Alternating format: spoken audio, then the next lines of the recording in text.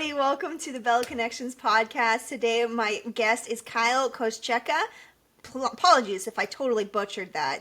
That's just, you have a great name, and I just love Kyle. Kyle is an amazing human, all-around absolute badass marketer. He's actually the senior business development manager over at ClickBank. He's responsible for over 200 million in affiliate transactions. They manage over 100,000 affiliates there. He's just a affiliate marketing expert all around, and also a trusted partner to some of the top experts in the direct response space. I know he's worked with a lot of mutual clients and just people that I really look up to as well as admire and love working with and experiencing all Kyle has to offer. So he specializes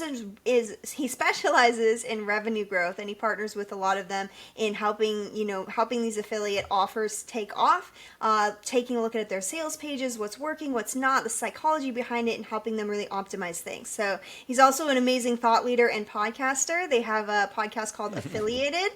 So go ahead and check that out. He'll give you even more insights and tips there. And a special extra prompt there is check out the one on Kyle to learn a lot more about him, because he's a badass. Well, I was going to say you need to go with your episode, because that's the real gem, is when Michelle was on our podcast. So she is the best. You're the best. Thanks so much for having me on here. And you did butcher it, but it's okay. There's far too many consonants for a last name. It's Kostechka. The CH is there just to throw you off. I don't know why it's there. I just think somebody at Ellis Island was drinking too much, and they're like, just get this Russian out of here. Let's just keep moving on and just put some extra letters, as he might have sneezed as he tried to talk. So that's where it comes from. Make it feel like you're sneezing while you're trying to say it as well. Yeah, I really appreciate that. Like, yeah, right. Hello, wake up. Exactly. Room, everybody. Awesome. Well, thank you so much for being here. I'm excited to be here. It's great. Yeah, we've connected in so many amazing experiences and ways. I really appreciate you bringing me on your podcast. We've met in several events and all kinds of stuff. I'm curious, how did you get started in the direct response and digital marketing space? By total accident. It was actually a total nightmare for me when I bumbled into this space. So that being said, I actually think my journey as a marketer started when I was a little kid. And it was actually because I was super shy, and I didn't know how to connect with kids. But I watched a lot of TV, and I would study like comedians or how they were able to connect with adults. So I always studied like cartoons, but I really loved watching like older sitcoms and things like that, movies, to see how actors would connect with adults. And then I started replicating that. And so I always did well talking to adults. And it just, for whatever reason, that's just my brain always worked. And like, I think the moment I really became a marketer, it's funny, I wrote this out of spite. So my journey as a marketer was because I was a little shit ass. So in 8th grade, I was kind of a shit ass always in school, but my 8th grade English teacher was just the hippiest of teachers. And for whatever reason, it bothered the hell out of me. It wasn't even that I disagreed with her. I just didn't like that she was forcing these opinions on us. And I was like, well, like hell, I'm going to be that way. So I became the most annoying, just like, she hated like corporate, capitalistic, money-hungry people. And I was like, I'm going to be that person for you in class. And so I became obsessed with studying advertising and manipulation and all that stuff. And even wrote her last thing, like she hated me so much because I really was quite a shit ass. She talked about me in her other classes. In our final paper of the year, she said, I want you to write something that inspired you this year. And she said, and it could even be Kyle, because somebody in my other class asked about that. I was like, I don't even know who that person was. So, but then I wrote in my paper that she inspired me to go into advertising. So I learned how lucrative it was to manipulate people to buy and do what I want. And after you showed me and told me all their evil ways, I felt that was my journey. And I did that as a joke, yet here I am today doing exactly that. Now, I don't think it's evil and manipulative, but funny enough, I did come from finance and accounting. So I was an accounting major. Started as a history philosophy major. So then I had a kid and it's like, shit, I got to make money. And so moved into accounting, which my uncle said, it's miserable, but you'll make a lot of money. And so I said, cool. That's why I chose that. I was good with numbers. Did accounting. I actually really did love accounting, but I would have been a horrible accountant. I worked for a company doing stuff where I'd evaluate fixed income asset portfolios for Fortune 500 companies and help with the reporting and accounting. It was great. Got me to go. I was able to go onto Facebook's campus and some other really cool tech companies, but they paid crappy. They paid real crappy. I had 4 kids at the time. Just had my 4th. So I needed money, and I asked them for a certain amount of money. They said, you did a great job. They did not give me that number. So, being the economist and dirty capitalist pig my English teacher thought I was, I said the only way to know your value is to go test it on the free market. Found ClickBank, didn't know what they did. I told them, like, hey, I'm really good at taking operations and compressing and condensing them down. Nothing about marketing, right? In fact, I can do that, but I'm not good as an executor, just a strategist behind how to do that. But anyway, so I started at ClickBank, figured out they did marketing. I went home and told my wife, I was like, I think I made the biggest mistake ever. Because for those that know that are in accounting, us accounting nerds, all we do is make fun of marketing majors, like marketing majors, and just want to poop all over marketing. So I thought I'd made a big mistake.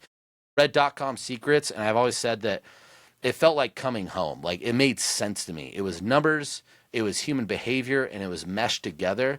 And it just was that, like, oh, the light came down, an angel tapped me on the head, and I knew that I was onto something. And from there, it's just been, I was just kind of addicted to it. I love studying it. It makes sense. And now I kind of call myself a business anthropologist. I just study business and influence across all sorts of categories, niches, and all over the place.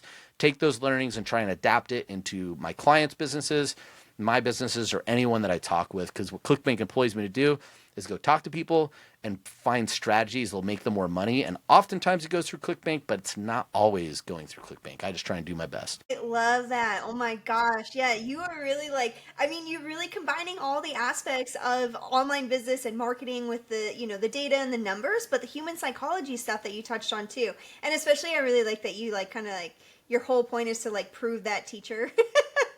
Yeah. Yeah. Watch me now. No, I'm kidding. But I know. It's funny because we probably get along with stuff, but she'd also hate what I do more than anything. So it's still, I get to be like, I'm living that childhood dream, really sticking it to her, right? I think every good marketer is sticking it to somebody. So mine was an 8th grade English teacher that never wore a bra. Damn it, keep your nipples away. Miss whatever, I can't remember your name.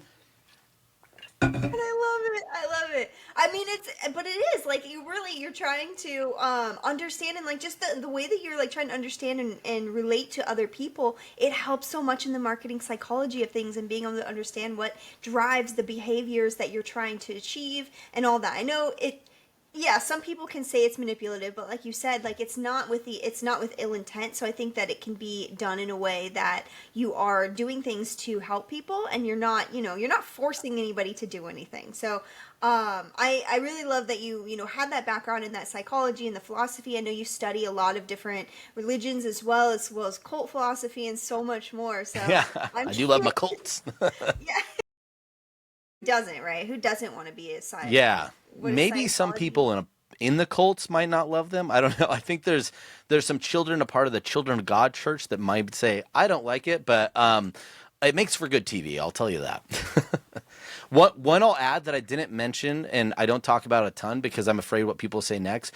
Politics is the other area that I do enjoy studying quite a bit. Not that I want to be a politician. I hate politicians, but I'm fascinated at the influence in the games that are played at those levels. They're very, very interesting. Hard to apply to marketing sometimes, though, because they could do things that no business owner ever could when you're a government and you want to drive political viewpoints. Yeah. Yeah, there's definitely a lot more reach there, but there is still that psychological factor in the end, and the persuasion, Hmm. the influence, and how, you drive people to believe what you want them to believe and buy what you want them to buy. Yes, exactly. Exactly. I Well, love it. with It's the best that, part. oh, yeah, what were you saying? Sorry. I was just saying I love it. It's the best part of marketing. It's all the understanding human beings. It really is. It really is understanding them. So what with that background and all that experience, what would you say is something that really stands out to you when you're first looking at and supporting somebody in maybe their conversions are down or something like that? How do you first go into a page and start analyzing an offer or a product or a sales page?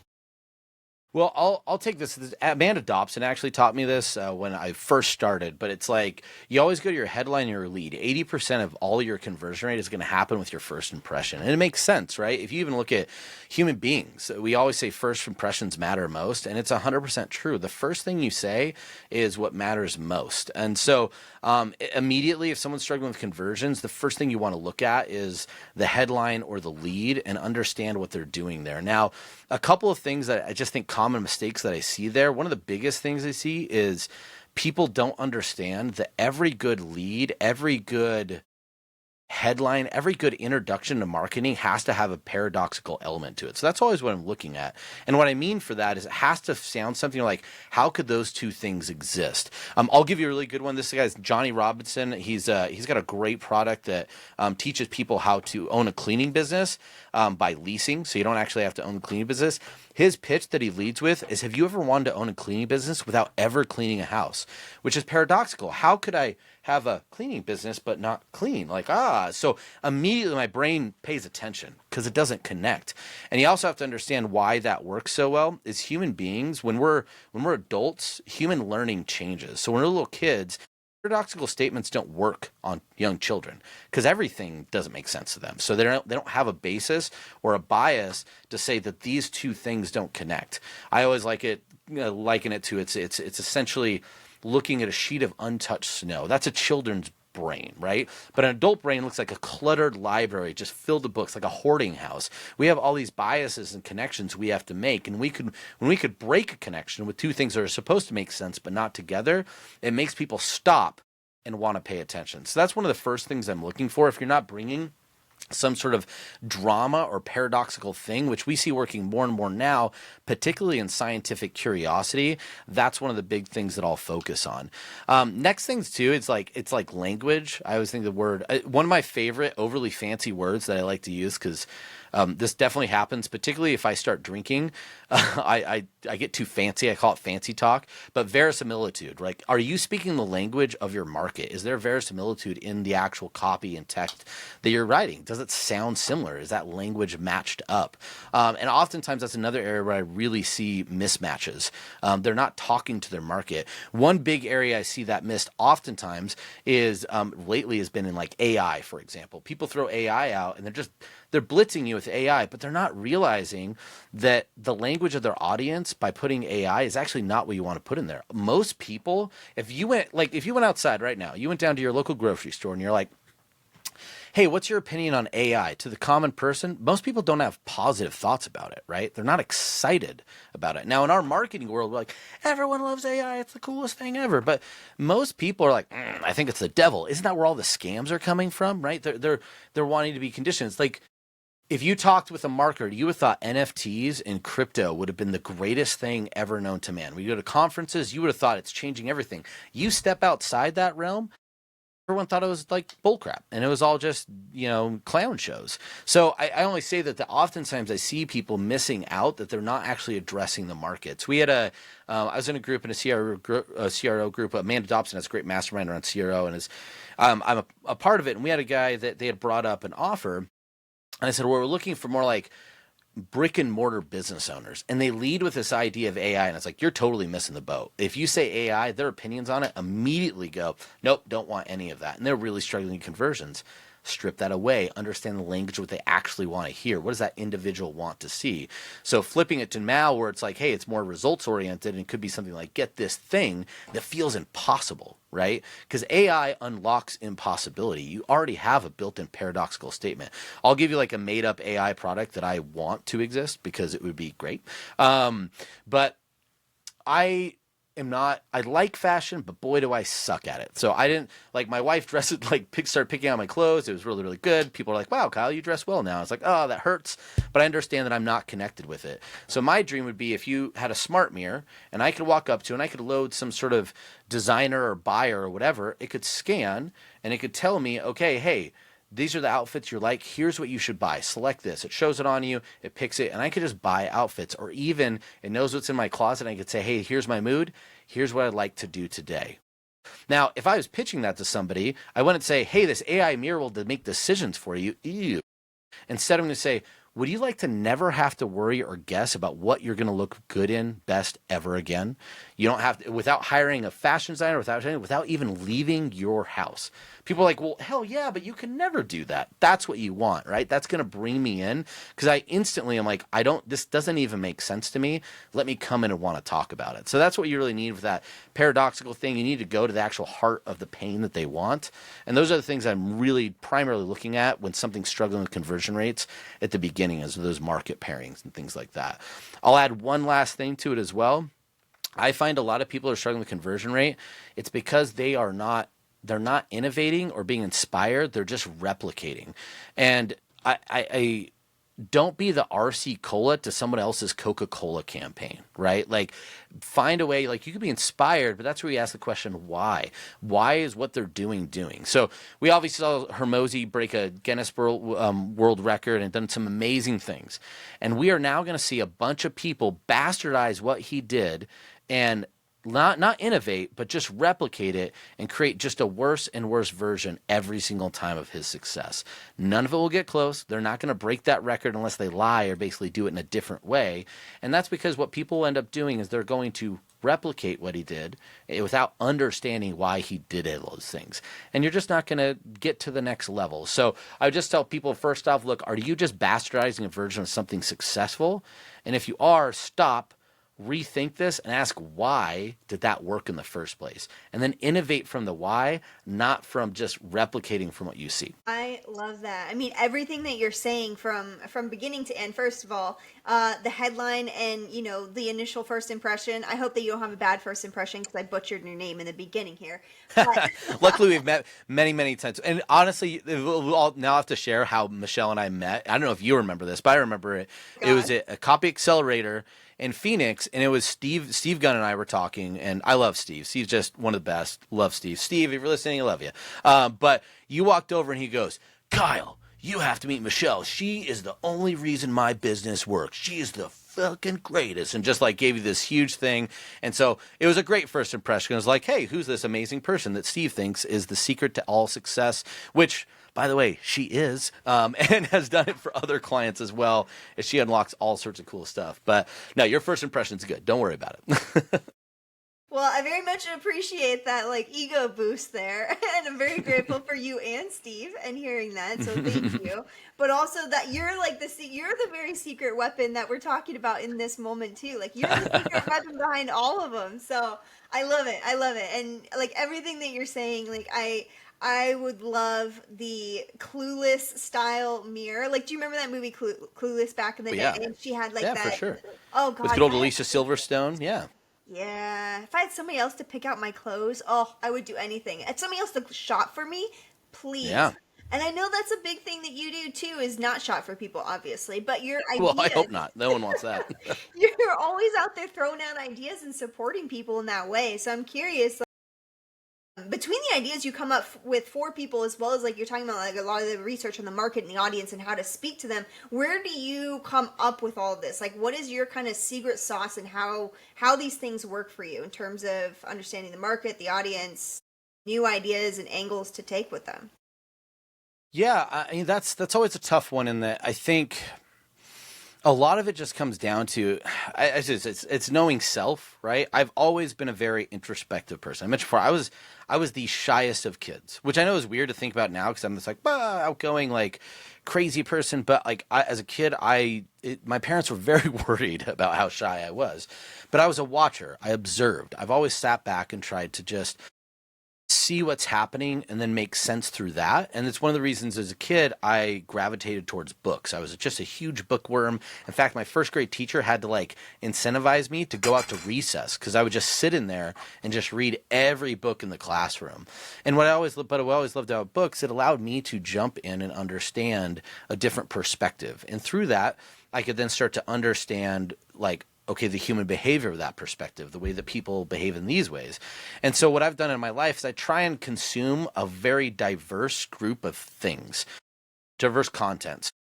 Like, it sounds crazy, but like, my wife thinks I'm nuts for this. I will subscribe on my only social media source is Facebook because I have to have it for work. But I follow the most liberal feminist sites that I could find and the most conservative sites that I could find, some libertarian ones. I try and get a variety of different interests and things like that. And then other things, like, I know this sounds dumb, but consume media from stuff that you don't understand and cultures you don't understand. And why that's so key. And also like podcasts, I've always been fascinated with stories.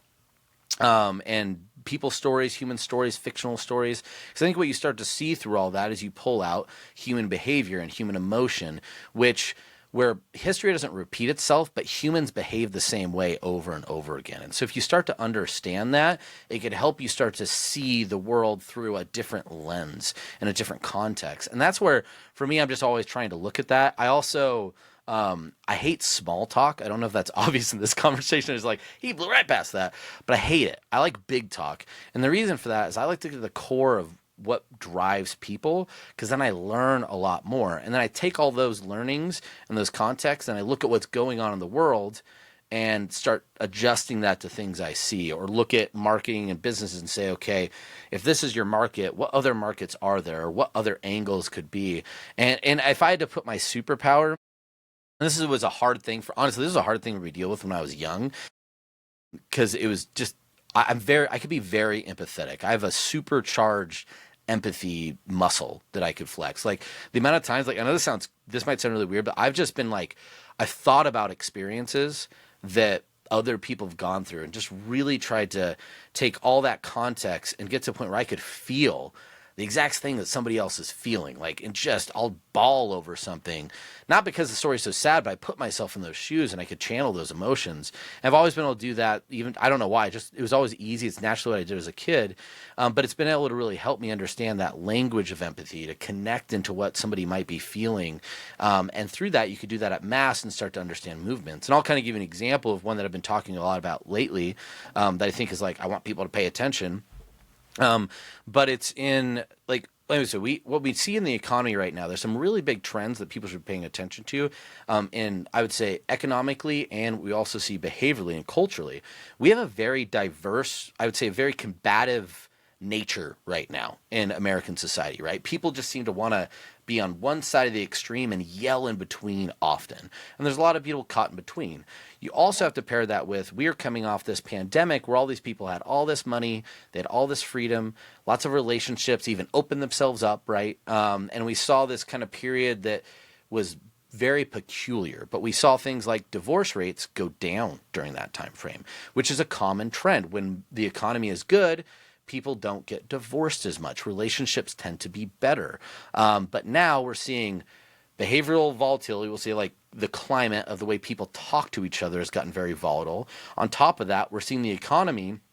If you look at underlying factors, and this is probably just my economic brain and the finance brain understanding this, if you look at a lot of other factors, there's things that can make you think it's better than it really is. But if you look at a lot of buying trends, you look at consumer behavior, you look at the numbers of debt, you look at unemployment or what's happening in the employment realms, there's lots of factors that things aren't good, and people at least feel that way. So just to break this all down, a thing I was thinking about, I was like, oh, look at this. I'm going to go check what's going on with search terms for divorce lawyers. Largest spike is happening right now that we've seen since 2009. Why that's significant? What happened in 2008? A huge financial collapse. What happened I would say 2024, we really saw the full scale of, I would say, the post-pandemic correction hit full force. We're now in year 2 of that, right? And so I would tell you again, just like look at trends. What are you doing to address relationship products? How are you dealing with saving, procuring, or newly single individuals, or lots of products around that? I would start looking at that. And guess what? I don't see a lot of products addressing it right now because they're not looking at those behavioral trends. So I think the reason I could look at that is knowing history, knowing human behavior, knowing the ways that those stresses are on there, and then it could help you kind of start to predict and I think maybe find different opportunities sometimes. Yeah, no kidding. Like that, I mean, it's amazing like to have that insight and that I guess it's not retrospective, but just the insights that you're gathering from, past experiences and what you've seen happening with market trend and everything, and also being able to use your empathy to get into the shoes of people and really feel that, so that you're able to, make those conversion optimization tactics and tools that actually work really well for your client. I mean, you have been supported them in like $200 million worth of sales. That's not a small number. That is huge. That is massive. I think it's an old number too. I'm not going to lie. I think there's more than that at this point. But who knows? Who knows? I haven't calculated in a while. You are a badass, my dude. You're a badass. What would you... I don't know about that. Those marketers are doing all the hard work. I just am a nudger. I just nudge and can come with some little things that sometimes work. But yeah, more than anything, I've learned about myself. I just really love to sit and think about these things and hope that those answers are correct. That's what drives me more than anything.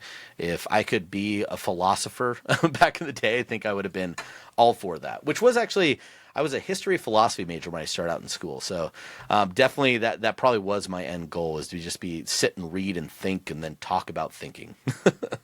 I mean, that's exact. It sounds like the perfect position and role and just space for you to be in, and to have that like ability and support people in that, because we get so in our business and in like whatever product we're selling and everything. We think that we're doing so amazing, and then you have somebody come in with that bigger perspective, that's what your clients really need to see and understand. So I'm curious, like, can you give me some examples of like what you've seen working the most in the market nowadays? I mean, we did just have this massive Hermosi launch. If you want to break down the why behind that for us, or like tell us what you see working best with your clients. I'm curious. Yeah.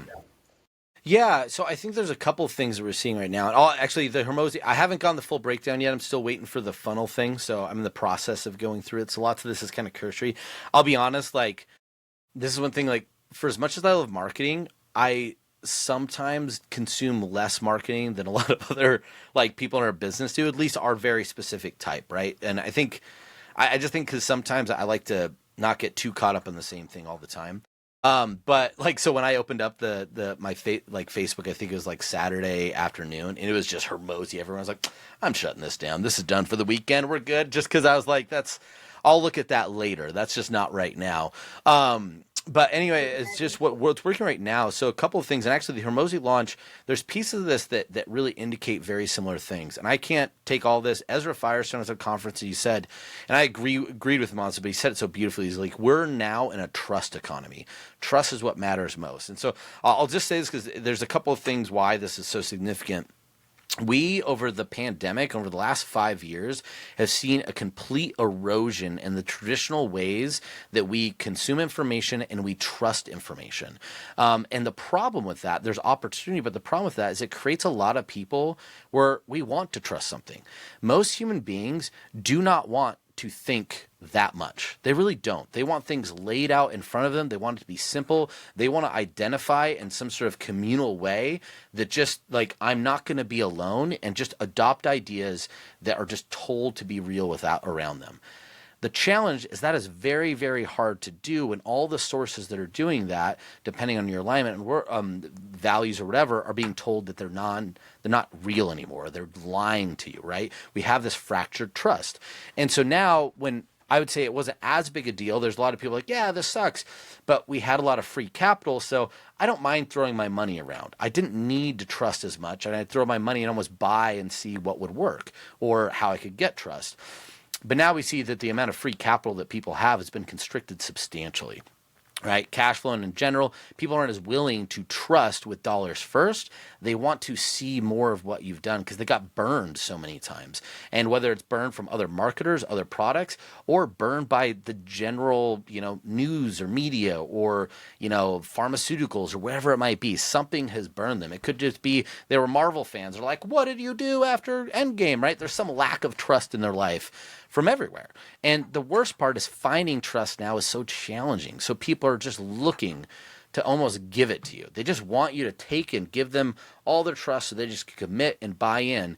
But to do that, you have to start with more value and less cost. So, and if we look at the Hermosi book launch, how much was the Hermosi book? I don't know. Do you Wasn't it know? like $29? Well, I know that like I went to the page. It was $30 for the book.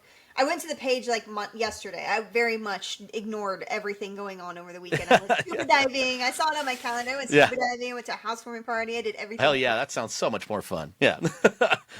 Monday morning, But I open my email and it's just like a million Hermosis, and my team messages me and they're like, Michelle, what did you sign up for? What is this? Who is this? Why are they emailing us so much? And I'm like, well, it'll be Yeah. great to learn from them. But I think what they Yeah. did is the book was $30, but they had an offer where they're trying to get it out to more people. So, and I'm sure get a New York Times bestseller and all that other stuff. So if you buy 200, you get a credit for 200 of them for $6,000, and you can give them away, sell them, whatever you want to do.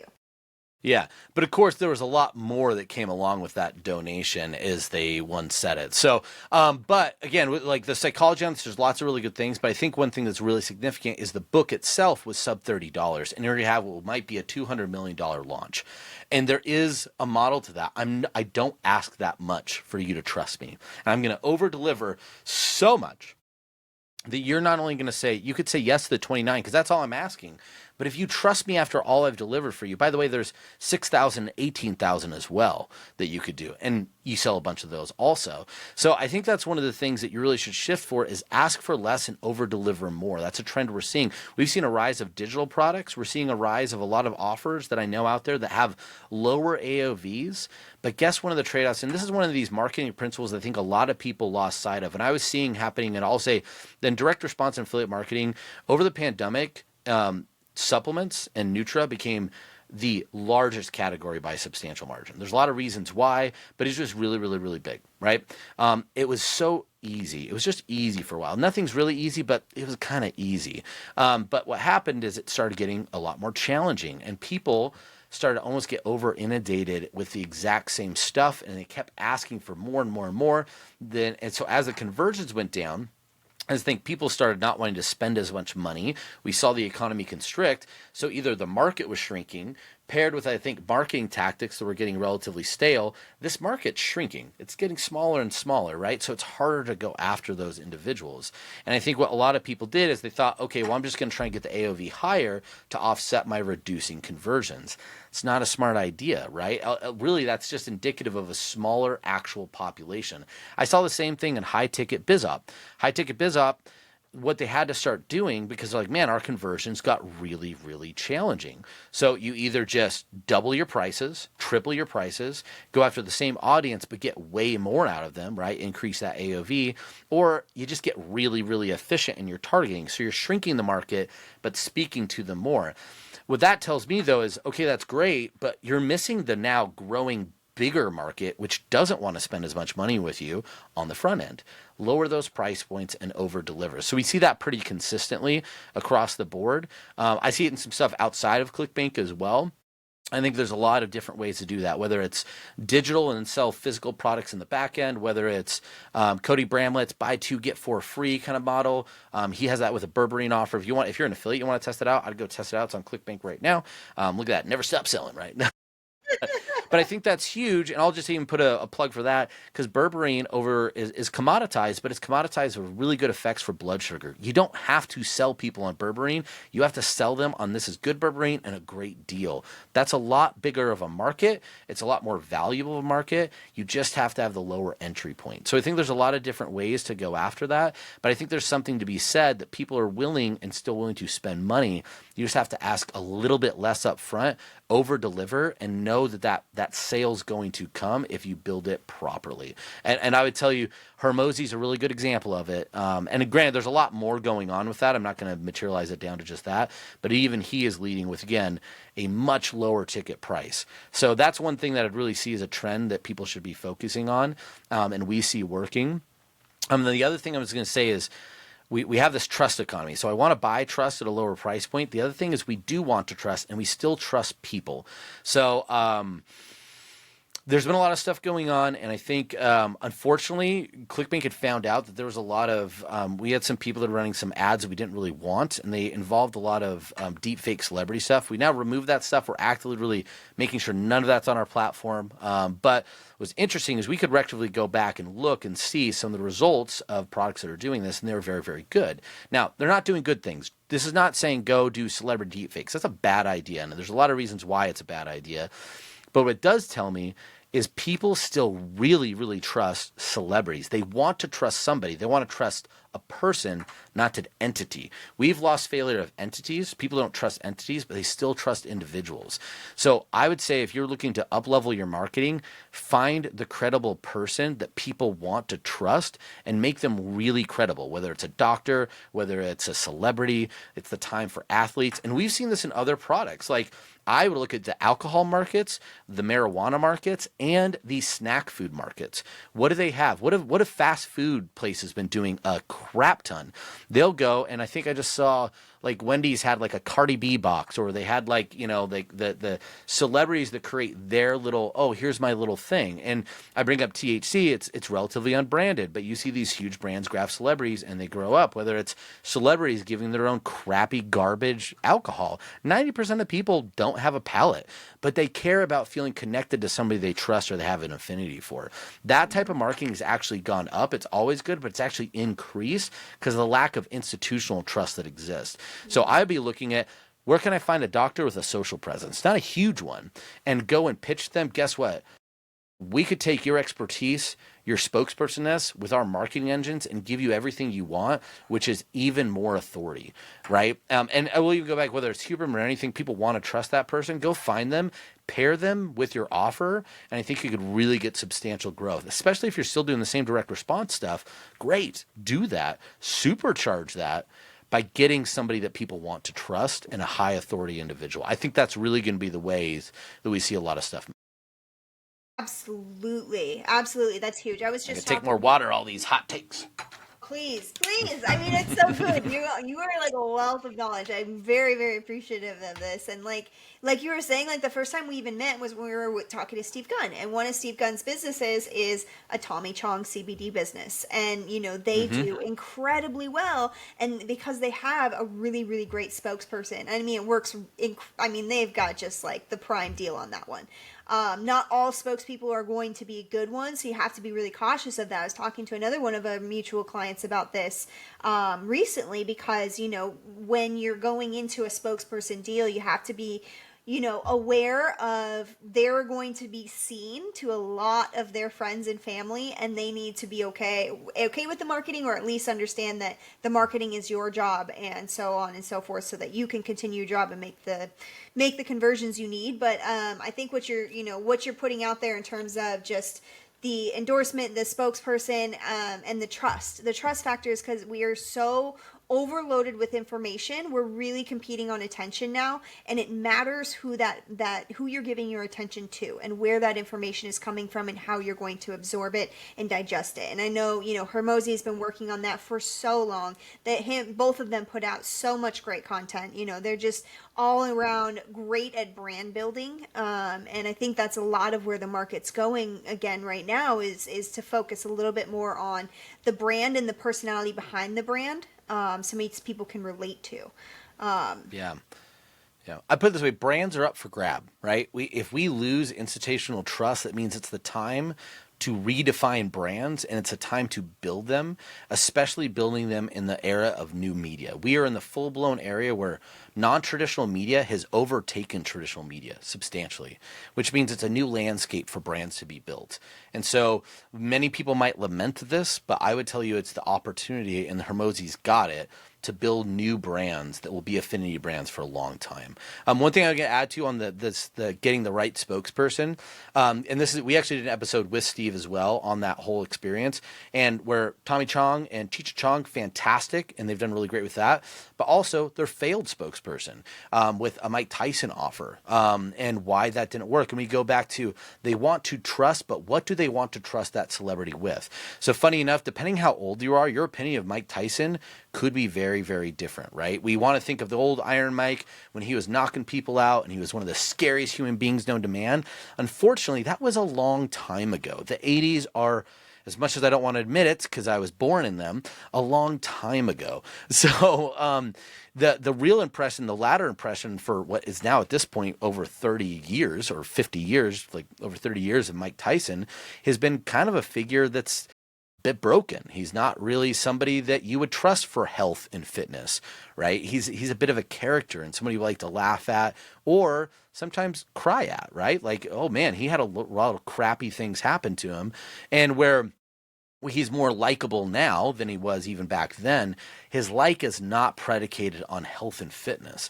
So they were selling a health and fitness product. It did not do well. You know what Mike Tyson's number one product, according to Steve, he told me? Mike's cannabis line. I bet if Mike Tyson had his own alcohol, people would be way more interested in that, because I would trust like Mike Tyson and what he drinks or what he smokes way more than his fitness regimen based on what I've seen over the way he's lived his life. So it's important to make sure you're pairing up your product with the right type of trust, because on the flip side, I'll tell you what, I would really trust Cheech and Chong's CBD recommendations. That's pretty much what they know best, right? So just make sure you're pairing those two things up appropriately. I'll even give like George Clooney with Casamigos. George Clooney's so freaking cool, and I think of cool with him with a glass of something in his hand. And so if that happens to be tequila, damn it, I might be as cool and sexy as George Clooney if I could drink that tequila too, even though Casamigos is total shit. They make a ton of money, and it's really based on that idea. So I just think you want to make sure you're matching your spokesperson and your authority with the trust that people have in them, and make sure that flows through to your product. Makes a ton of sense, because it's not just about like who they are and how big they are or were. It's what they're known for and what they're doing right now and what people see them as, because and who your ideal market sees them as, more than anything. So that's super important. Where would you suggest people even look for spokespeople? Like, have you had any support in kind of connecting people with joint ventures and spokesperson? Yeah, so I have done that. Actually, there's a really good advice. So most of the time I just meet people at events. So I'll give a couple of recommendations that I would put out there. But we did an episode with these two diamond level affiliates. It's Jem and Saeed, and it's really cool. But they talk about how they find doctors and functional medicine doctors for their ads or for products that they make. And they have a so I want to shout out their strategy. And go and listen if you want all the specifics on our podcast affiliate. But what they basically said is they'll go and try and find functional medicine doctors with an Instagram influence, like some level. They need to have like maybe 2,000 to 3,000 followers. So not huge, but they're trying, right? And then they have some sort of product, or putting content out about a very specific health issue, because you want them to be focused. They can't just be like, you really don't want, like, say it's a doctor that is like, I really love my dogs, and yeah, I happen to be a doctor, but look at my dogs. Well, no, I don't care about them unless they were selling pet products, right? And that's probably still not what you want from a trust and authority. So they need to be talking about something specific, and from there, it makes sense. They have some level of belief, they have some idea, but they obviously are not where they want to go, and they don't have a pathway to get there. At least it's not clear. That's an ideal person to bring in to find raw talent. Now, outside that, I think there's other opportunities. Say you want to go bigger.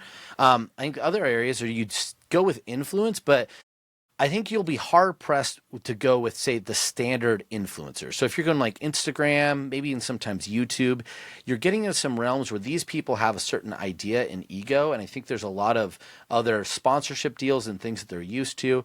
And sometimes not all of them are actually built on trust. Now you can, if you could find them, but I think that's always a challenge. You could obviously go and find, your 100,000 YouTube channel subscribers and go pair with them. I actually connected one that did really, really well with this. He had a really good audience. I was doing some research and he popped up on short form. He had some products already and some success, a really good social influence. So I paired him with some people that were able to build a supplement line and just create a bunch of added money into their business. But he was a content creator that was selling, sex advice, right? So really good idea to go do that, had good influence, was missing the products that you could bring. The other one I'd say is I would heavily focus on podcasters too, these content creators.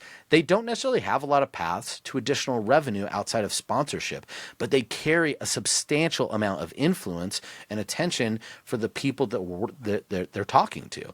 I know people are going to go with JRE, and obviously what Joe Rogan did for, say, like something like On It, and he does for a lot of products, but that could be held in a much smaller category. Their studies, Spotify released a bunch of studies when they were opening up their ad platform. The amount of people that have made a high ticket purchase that made that high ticket purchase because of something they heard on a podcast is over 60%. It was 66% of survey people said they've made a large ticket purchase based on something they heard on a podcast. That's substantial. That's way more substantial than what you're hearing from influencers and YouTubers. Podcasts have a longer form. They have more of a conversation. It feels more personal. It feels less pressured. So going and partnering with some of those creators and influencers would be really, really impactful. We've actually seen some of this on ClickBank with an individual that I finally got connected to this year. I'm just going to shout out, thank you, Paul Counts, with a guy by the name of Tom Woods. He's a libertarian podcaster, but he creates a bunch bunch of libertarian content. He's got a really large following. And when you pair products with him, holy cow, his audience buys whatever he talks about. They trust him so much. So getting the right pairing for him, and he cares, like you can't just send anything his way, but that right pairing, it's a magical conversion breaker. And here's the thing, that's his audience that trusts him. What if you then took that, and there's more people like them, and used that for cold traffic and took that product, that idea, and him as the spokesperson with an audience that already has high affinity and scaled it. His audience gets bigger, but more importantly, you could market that in a very, very effective, impactful way. So that's kind of what I would look for, is kind of find those areas. The reason I bring up podcasts too is they're built purely on a brand sponsorship model and CPM model, which is aggregated through a lot of these hosting companies. But I'll tell you is, like, just long story short, that model has been suffering for the last 2 years, and there's really been a struggle. So you're seeing a lot of these mid-tier podcasters that don't have access to a lot of other revenue see their revenue decreasing. So you could come in and really offer a lifeline where they're going to be, I would think, more open to doing something different, where sometimes with influencers you don't see that. Granted, don't ignore influencers. I'll do one other fun stat around influencers. From 2021 to 2023 surveys, this was, I think, I can't remember what the data source was. Pew Research. It was Pew Research, showed that 23 million Americans newly identified as being an influencer over that time frame. I think the amount of influencers notified, like, there's obviously a lot of tiers in the United States, is in the 236 million range as of 2023. I doubt that number has gone down that much, or if anything, it's definitely probably gone up. So you have a huge pool to draw from of individuals that are most likely in that tier where they're maybe making enough money. Like, I tell, like, YouTubers that are getting like 100,000 subscribers and they're pretty much just doing content with some sponsorships are only making like 6 figures a year. That's how much they're taking home. That's a prime opportunity for somebody who has tons of influence that just needs a marketing engine to go drive it. And you could bring a ton of value in their life, and you get something that is trust, affinity, and you could flow forward with it. That's huge. That's huge, especially right now when, like, you know, ads and everything are costing more. You have to really keep up with, like, the variability and the changes in the platforms and all that kind of stuff. I mean, focusing a little bit more on, like, podcasters and influencers and all this is a really smart move to do in your marketing in general. What have you seen, like, you know, speaking of influencers, what have you seen, like, kind of change in the space, the affiliate marketing space, especially with the introduction to influencers? Like, are you seeing more positive results through, like, I know some people work with affiliate media buying or affiliate email lists, or, you know, influencer marketing. Like, which one are you seeing, like, some of the best results from for people, and why do you think that is? Yeah, still paid media is your best for affiliates, and even email secondary. Influencers are great ROAS, but it is a very fractured and very grinding way to go out and build it. There's just no fast, easy way. So it's very effective, but it requires you to do a bunch of cold outreach, a bunch of pitching, a bunch of hoping people do it, and you could do really well, right? But it's a lot of work. You're going to have to spend a lot of time doing it. And that's where right now it's a very inefficient form of affiliates. Now, you might be able to get a big one, but a lot of that, it's almost like doing PR at a certain point. And the way I'd put it is a lot of it's built off that CPM model, right? So, and the other thing you have to understand, this is a psychological thing, and I learned this by going to some creator conferences and talking with influencers. What they offer for, like, what they say for a sponsored post is actually directly correlates with their pride and their ego, right? What I could say I charge matters to a lot of people. So you might not want to pay that CPM, or if you are, you're going to have to basically, it's going to be very like, hey, I'm going to spend a lot of money and trust that I'll get ROAS back. But that's where you say affiliates, they'll say no, right? They can't say an affiliate deal. They don't want to do performance-based because there's an ego that goes along with it. I'm not to say that's every single one of them, but it's a real thing you have to deal with. So for some people, that's just not an exciting form of affiliate to go with. I have to pay you for a sponsor post. I have to chase down, make sure you do it, make sure it fits within the terms, and I have to track, and sometimes attribution's a little bit fuzzy. So it could be tough. It's just a lot of inefficient work. There's great tools like creator.io Creator Co. So creator.co, I think is what it is. There's a lot of really good resources to help accelerate that. But at the end of the day, it just requires a lot of just very manual work. Paid media affiliates, there is no lever you could pull outside of, like, I'd say the only other one would be organic thought leaders, which very challenging to get into high leverage thought leaders, right? Like you're just not getting in there unless you know somebody to get into that realm, and you're either paying a lot or, like I said, you know somebody and you're networking very well. That's still probably the best form of affiliate marketing, but it's the least accessible in my opinion. But paid media, you get somebody to take your offer and they could find a way to scale it. We've seen offers multiple times go from $0 or low amounts, that maybe 5 figures a month, to hitting multiple millions a month within a matter of 60 to 90 days with paid media buying affiliates. Now, there's a lot of factors that go into that. You have to have an offer that is going to convert enough. It's a recipe of converting high enough and paying a high enough CPA to make affiliates make money, because it's not like an agency. They don't profit off your spend. They profit off that your CPA is higher than what they could acquire the customer for, and making sure that margin fits, as well as competing against everyone else that does that same thing. So it's a competitive world, but still is the best. Now, the other one I'll mention is email, from a traffic source. That's still obviously very good, but I feel like it's a very school thing. People will say email's dead. Email has gotten way more challenging in the affiliate space. And it's honestly just because people kind of they made a lot of mistakes around email. I was going to say stupid, but I'll just say they made a lot of mistakes. You got to a point where everyone was just copy and pasting swipes. Bad idea. Very, very bad. And what's now happened is, if you were copying and pasting swipes, essentially all the ESPs, particularly now being able to unleash AI, they could track and see as soon as somebody sends a swipe that's been sent to a bunch of other email lists, and the AI could recognize that's a third-party affiliate offer swipe. Guess what they're going to do? They're not going to deliver it. They're not going to. It's always going to end up in promos. They're going to put it in spam. They're going to not. You're going to run into issues. You'll get shadow banned, or you'll just get banned. Right? A lot of people running a lot of issues, where all of a sudden their deliverability and their open rates just went and shrunk to almost nothing. Well, that's just because, and then there's other updates that are happening, but to me, it was really that behavior. You have to be different. You have to create value. You have to lead with more value for these products and for email lists. And for the people I know that are doing very well for the clients, that's their strategy. They write custom swipes, they provide some level of value and content, and they're adjusting it for each one of their lists to keep the list healthy. So if you're doing that, email is still very, very effective. The thing that I would say is, write the emails people actually want to read, and you'll find that email could be good again, right? So there's my make email great again.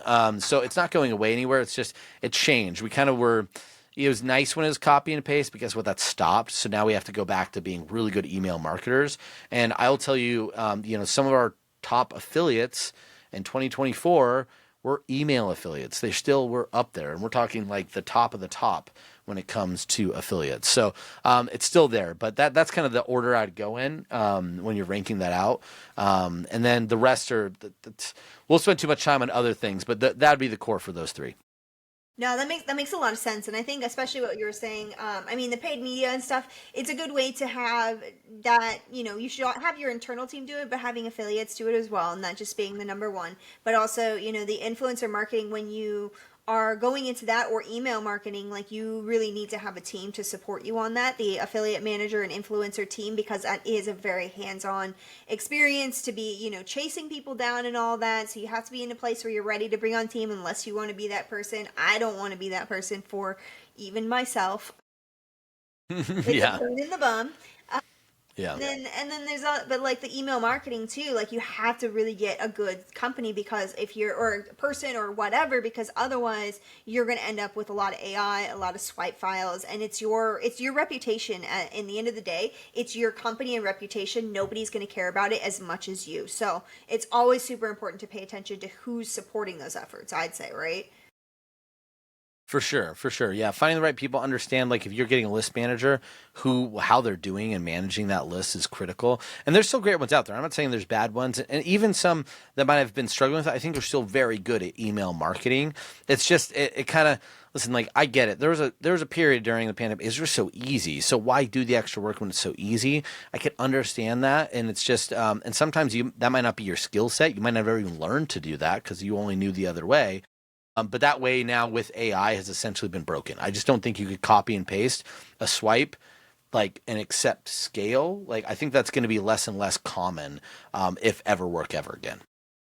Absolutely, absolutely, and I think that a really good example of that email marketing and who does a good job is again Steve Gunn. Like he makes a really good. He has an actual personality to Tommy Chong, and he writes it in a voice, in a friendly and a fun and engaging way that keeps people opening it and excited. And that's a big reason. It's one of the many reasons they do very well is they have Gunn behind that kind of stuff. So Yeah, yeah. but there's I also can't. The title of this episode to be Kyle and Michelle talk about Steve Gunn. Like it's like, you might be worried about what we're saying. I don't know. yeah.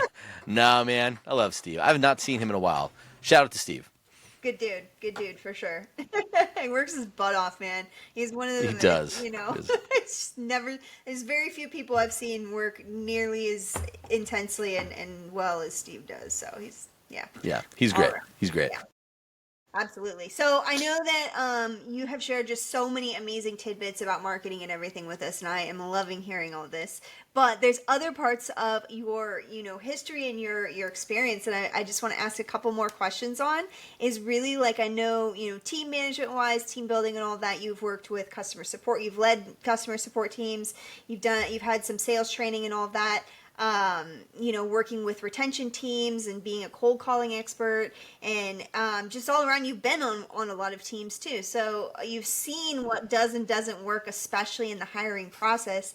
So I'm curious why, what's one thing that you've seen is like a huge red flag that people make in the hiring process, bringing people into their company, whether it's contractor agency or full time. What would you say is one of the biggest mistakes you've seen?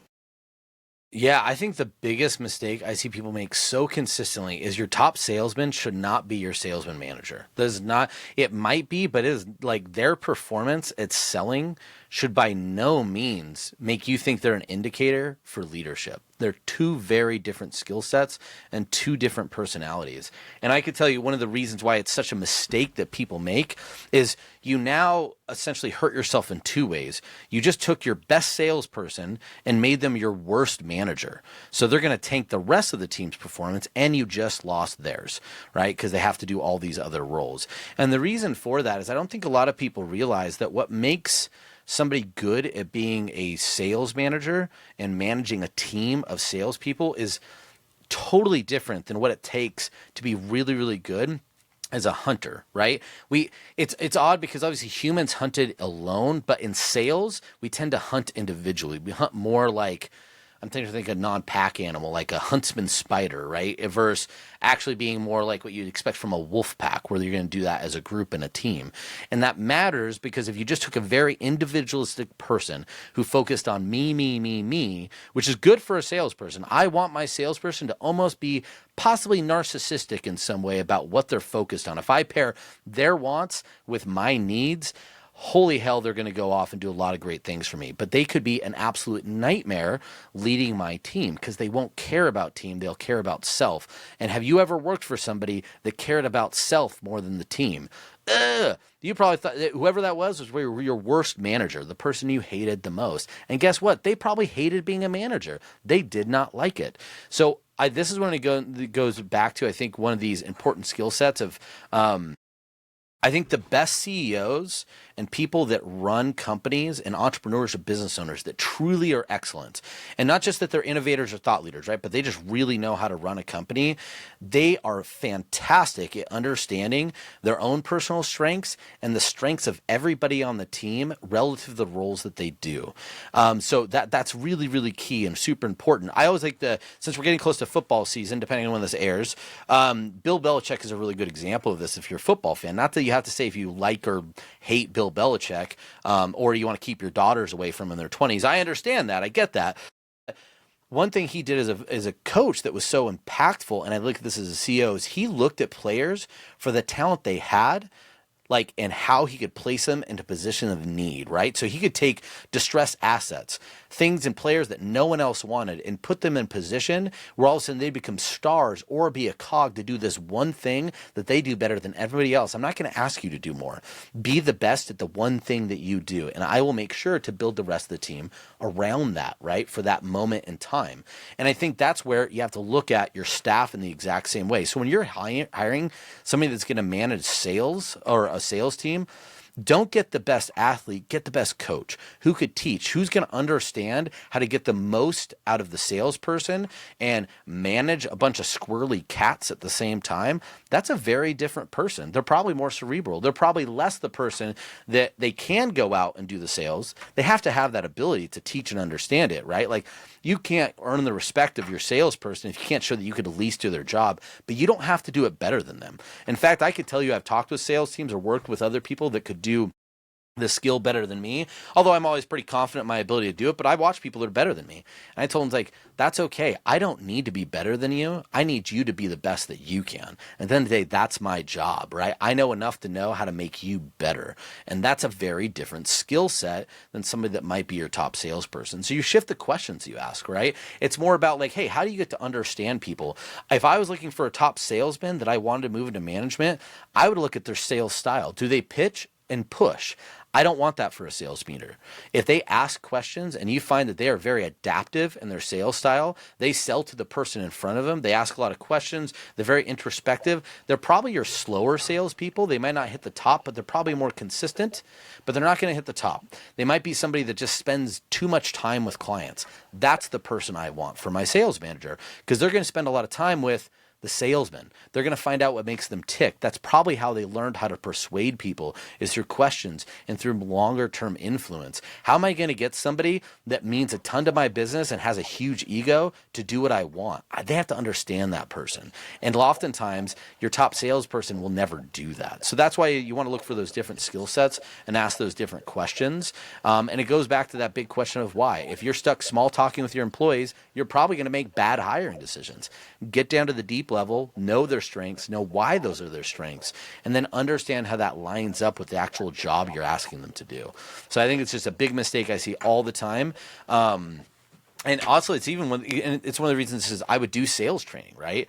And I found a lot of people that sucked at sales training is they came in and they would say, this is how you sell it. And they'd only sell it one way, their way. That's what works. And then all they really would do is basically just fire people that didn't sell the way that they wanted them to, and or force people to uncomfortably sell, not in the way that they could, but the way that you tell them to. And you just have inefficient teams. And they'd always be like, oh, these people can't sell. Why can't they sell? And it's like, no, they just don't sell like you do. They can sell. And so like one of my favorite sales exercises with people that are like resistant, especially in retention, even getting people to pitch stuff that, like, I'm not a salesman. Because that was a big thing when I was in call centers. Like, I'm not here to be a salesman. It's like, shut up, you are. Everyone's a salesman. It's just, you just don't know what you're selling yet. And so I used to always tell people, like, tell me about, I'd get them to explain a memory. Like, I need you to explain a good memory. So it was like, tell me your favorite Christmas present. Tell me one of your favorite memories with your parents. And the reason I would do that is when they would tell that story, you could capture their vocal tone, their eyes, their excitement, their authenticity, right? It unleashes the veil so you have trust. And from there, you draw that out and you start attaching that to sales, right? Now we're connecting it to a process. Because in reality, what do you need to sell something? You need to be able to drive trust. You need to be able to make sure that it seems authentic, and you need to be able to feel enthusiastic about it. So if I could get them to understand that through their own natural, organic ways to do it, now we could start connecting and improving and finding their sales process and their sales voice, not just the one that you know and you think works. So, and this is actually why I think AI as sales reps are going to kick the ass out of all of us human beings, because it does that every single time. It never asks what the best way is. It asks what the best way is for the person right in front of them. So we should take that and understand it when we look at who's going to hire our sales team or manage our sales team. It's people that look at the world that way versus those that are looking in, again, might be very successful at sales, but a much more linear path. I love that. That's a huge distinction there that people I think often miss, because it's not just salespeople. It's how you manage teams in general and how you're relating to people. And thing that you've mentioned a couple times is it's just the way that you're relating to people and persuasion in general. They're basic human instincts for survival. And at the end of the day, those were utilized for our survival. Getting people like us, being part of a community, having the support of each other, and being able to sell whatever it is we need to sell, and speak to whatever it is we need to speak to help and improve us. So at the end of the day, it's not about putting the person who is the number one at that one task. It's about putting the person who understands how to manage people and encourage and motivate them, who are already really experienced and loving that one thing they do. So all around, Kyle, like everything you've shared with us today has been absolutely amazing and incredible. Like I have learned so much from you, and I'm really grateful you took the time for this today.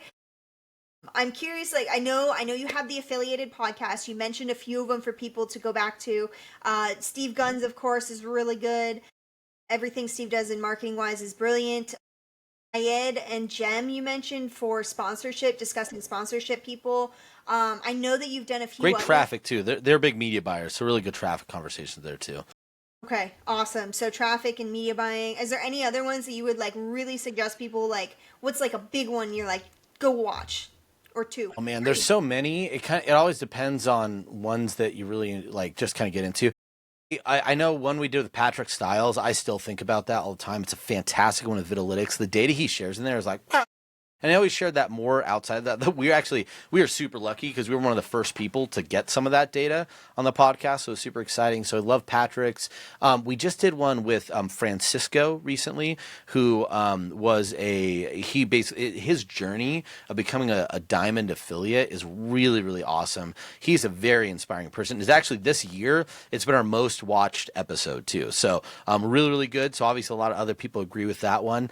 I also was really preferential to an episode I did this year. I'm just thinking of some recent ones with Lee Hare, Lee Johnson. The Lees, I'm mixing them up, but Lee Johnson.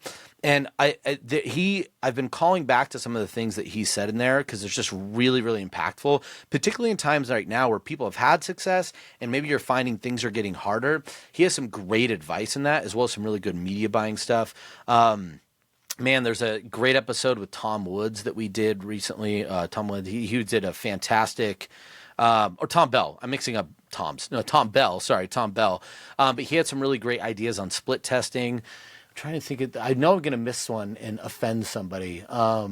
No offense. Gosh, I know there's so many in there. There's really so many good ones. Yeah, there's not. I mean, obviously yours is great for any sort of things when it talks about hiring and team building. It's fantastic. You do a great job with that. I remember we went through some of the questions and how to get the right person. I think that was awesome. So I put it this way: there's always, if you just go through, we do a pretty good job giving an idea of what you're going to get in there. Check them out. And I guess if you really just wanted to had a question, you could always go into affiliated@clickbank.com and say, hey, I'm looking for this. What episode do you recommend?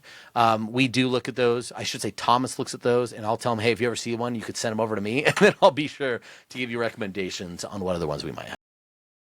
So that's the email to connect with for about the podcast is affiliated@clickbank.co. What would be the email to connect with you to discuss, affiliate offers and improve? Yeah, what would be your email? First, yep. KYLE.KOSTECHKA. Just do it real fast, so you'll have to. I hope you're listening to that on faster speed. At clickbank.com. So you can find me on Facebook, and I will probably not respond to you because I am not good at responding on Facebook Messenger. I might as well be a boomer, just shouting at my phone, hoping something will work or do anything. Email would be the best route to go with that. And there's also Telegram too, just at Kostechka if you find me out there. There is a possibility though that I might ignore you depending on how you start your message, because for those of you that use Telegram, it is scam city. It is, I think once a quarter I get bored and I'll just talk to one of these scammers for a bit, or AI bots or whatever. But most of the time just blocking, deleting. I actually accidentally did it to a real client one time. And I was like, I'm sorry, man, your message, because he used a different name on his Telegram. I was like, I look totally fake as hell. So yeah, I totally blocked you. So, but yeah, that was one time happens. So just be aware of that. Don't make your comments like, hey, hello. That's probably not going to get you a response from me. Hello, ... Frank, is that you? Yeah. Yeah, exactly. Is this Mr. Kyle? That's my favorite. Yes, because people call me Mr. Kyle. Like, what is that? So, Yeah, all the time. Oh man! All right, well, make sure that your podcast is linked below as well as your email address, so people can, because we're gonna butcher your name some more here. So we'll make sure Yeah. everything is linked for y'all, so you guys can connect with Kyle. Make sure that you work with him. Everything, he's incredibly knowledgeable. ClickBank is a wonderful platform to work with, and we're really grateful to have you here today. Thank you, Kyle. I appreciate it. Thanks so much, Michelle. It was great. Really appreciate you. I hope you have a wonderful day and look forward to doing it again. Absolutely.